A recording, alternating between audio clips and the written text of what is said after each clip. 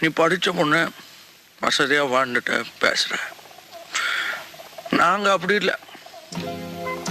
சோத்துக்கு திண்டாடணும், 4 காசு சம்பாதிக்கணும்னா சாவணும். சம்பாதிச்ச காசை வீட்டுக்கு கொண்டாடுறதுக்குள்ள ரத்த அடிப்படணும். ஒரு நாளைக்காவது ராத்திரி வரல நாம உயிரோட இருப்போம் நம்பிக்கை உண்டா? இல்ல. அதனாலதான் எங்களால கோர்ட்டு போலீஸ்ன்னு நினைக்க முடியல.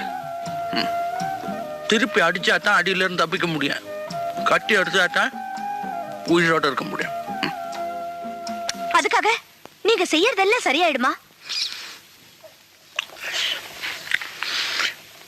என் மனசுக்கு எது சரின்னு படுதோ அது மட்டும் தான் நான் செய்யறேன். அப்போ என் மனசுக்கு எது சரின்னு படுதோ அதை நான் செய்யலாமா? எனக்கு இன்னைக்கு செல்வா அந்த பையன் அடிச்சது தப்புன்னு படுது. அவரை திரும்பி அடிக்கிறது தான் சரின்னு படுது.